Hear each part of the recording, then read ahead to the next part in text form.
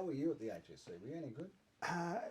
Top 3%, I think. What a pain in the bum. Wouldn't have Dickerson been a pain in the bum? Guess what I got? What was your favourite subject? Maths? 4-unit maths I did, yeah, Oh, and physics actually. So physics too. Yeah. I think I did better in physics. You're scratching my memory now, but yeah, high 90s in physics and 4-unit maths. I think so. I just can't sick. Sorry about that. I suppose you've got to have some geniuses. What were you like with your? Did you play footy or anything? I used to play rugby league badly. I used to play cricket average. So yeah, played a few sports, but not very. Did you hibernate at school? Did you study in the library? And where's Mathew Dickerson? I don't know. The bloke's up in the library. Was that you? No, we changed schools. Year 10, only St John's only went to year 10 in those old days. So I had to go to South High for the year 11 and 12. So it was a whole new social awakening. So a whole new bunch of people to meet and socialise with. Were you good at socialising? I certainly had friends, if that's what you mean, and certainly talked to this is in-depth stuff, lots of people. That's right. This is what you want to know about it, going way back to the late 80s. So, so no, I enjoyed school and I enjoyed South High. It was good and still have lots of those friends. I'm going to one of those friends from school party this weekend, birthday party this weekend. Right? So, yeah, so I still have very good friends from school days, both St John's and South High. Wow, that's Mathew Dickerson that we didn't know, isn't it? Anyway, it's an 18-day extravaganza starting on the 12th of October. 76,000 kids, 126 exams, 780 exam centres. It's a lot, isn't it? That's the 12th of October, but your kids will get the advice today on their text or their emails or whatever. I just think that's crazy. You find out today on the second last day of April what you're going to do in October. I don't know what I'm going to do in about 2 minutes. I've no idea. That's true. Well, Mathew Dickerson, the Mayor of Dubbo Regional Council, how did you go with the opening of a road? Wasn't that good? It was exciting to have a road I saw opening. Pictures of you and Matty Wright and councillors. Yeah. Well, there's a couple of good things from that. One is lots of councils are still turning up to lots of things, which the community is actually noticing. So that's really positive. Yes. But we also, a couple of things I think were nice yesterday at that road opening. We had former Mayor Alan Smith came along, had former Director of Technical Services Stuart McLeod. Oh, he's good. Yeah, and one of the things that I think was relevant, and certainly we had some formers invited as well, couldn't make it unfortunately. Greg Matthews, Mark Riley were invited along, but they couldn't make it. Mark's busy in Burke, he wouldn't. Yeah, that's right. So one of the things that I think was important there was that this road that was opened yesterday was not something that we got onto council a few months ago and then people said, oh, it's a bit busy up around the school precinct, can you fix that road? And we go, oh, sure, we'll just whack that road in. There was a plan that we approved, that council approved in 2012 that had our transportation strategy to the year 2045. Was this extension of Boundary Road in that? That was that was costed in that particular... 10 years ago. 10 years ago. So this is the long-term planning that councils need to do. So when someone says, hey, can you fix up something? We say, sure, but council is good, in my opinion, at long-term strategic planning.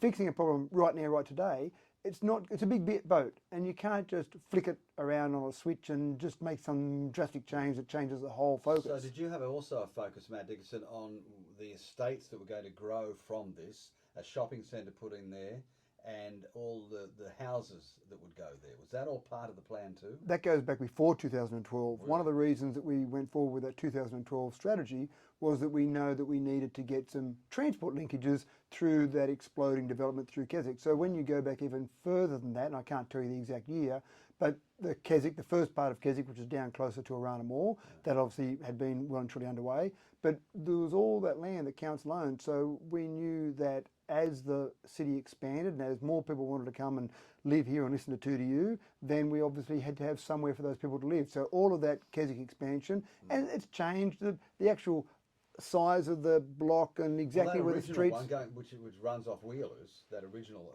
Keswick estate, that's a different design now, isn't it? Now? Exactly right. And so those... It looks like an old town park now, doesn't it? Because it's got that bad. Trees have grown and the median strip's got flowery trees, and in the spring it looks terrific. All those median strip flowers are up there. So that's an estate that's a bit different to the one up the hill though. And that's exactly what happened. So if you looked at the individual design characteristics of each of those, they'll change over time, but it's that big strategy. It's the long-term vision. It's where we're going to feed these housing areas into. What are we going to do with roads around that area? What size road do we need back over here as a sub-arterial or an arterial road to make sure that we can feed enough people through to that estate that's going to have so many blocks of land and so many people living there. So all of that big picture planning, that's where councils have these plans that go to the year 2040, 2045, and people might look at it, what are you thinking about 2040 for? Just fix the pothole for me tomorrow. But if you don't think about 2040 or 20 years down the track or 30 years down the track, then you build certain infrastructure and then down the track you find it's not adequate. And so that exactly yesterday, and I did talk about this yesterday because I liked the fact that some of those formers came along and they were actually liking the fact that they could see something that they were planning many years ago come to fruition. And I did make the point to current councillors that decisions we make today, in 10 years' time, 20 years' time, we may see the result of those decisions. So don't expect everything to be click your fingers and it happens tomorrow. No, it can't be like that too. Last week you were asked a couple of questions. I think Darryl wanted to know the showers at the Aboriginal livestock, and someone was using them. Yeah, or someone wasn't able to use them. So the showers aren't there at the livestock markets are not public facilities. They're there for the users of the facility. I think the complaint that was made was that when people were staying at his place, people were putting some horses at his place, then they wanted to go and have a shower somewhere and they couldn't go and use the showers at the livestock markets. And that's right, because they're not public showers. It's not a public facility. It's designed for users of that facility. Okay. Yeah. And the other one was to unsealed section of Old Mandoran Road. I wanted to know this 4.3 section, when it was going to be sealed. Yeah, so How long does that go back? I'm not sure exactly how long that one goes back. That would be part of a strategy. I'd have to go and look up that particular one. But the main thing I wanted to find out there from our staff was how long away that was. And the answer I got back, that'll be sealed within 6 months. Within 6 months? Yeah, yep. So that one will be done. You swear on the Bible on that? Well, I swear on the staff information that I've been given, and I have total confidence. That's the duck and weave. I have total confidence in the information You're given by taking a staff. leaf out of the federal and state politicians say, on the information I have been given. Well, not at all. I've got total Advocating confidence in our staff Yeah. and the information they give us. So we've got great staff there and they do a great job. Oh, terrific stuff. Actually, put up with me enough, don't they? If you'd like to talk to me, you better jump in now. We're running out. I didn't realise the time is so short. 1300 66 1251. Parramatta and Wollongong are going to trial e-scooters. Can we? Oh, that'd be great, wouldn't it? The problem Well, it's we up have. to you. Well, no, it's not up to us. E-scooters are illegal. So if you look at our state laws in what's allowed to go on roads and on footpaths, e-scooters are illegal. I haven't seen that particular trial, but I've had some discussions before with roads ministers of years gone by for things like segways. For example, there was one company that wanted to run segways around Trackariley. Council said, absolutely go for it. Everything's in place there. The course around Trackariley goes onto a couple of public roads, very small sections there. Then the state government said, no, sorry, you can't have segways on there. So we've got to get permission from the state government to do anything with e-scooters. Well, Active Transport Minister, I don't know if there is an inactive transport minister, Rob Stokes, announced yesterday an e-scooter trial would launch in July and encouraged councils to get on board.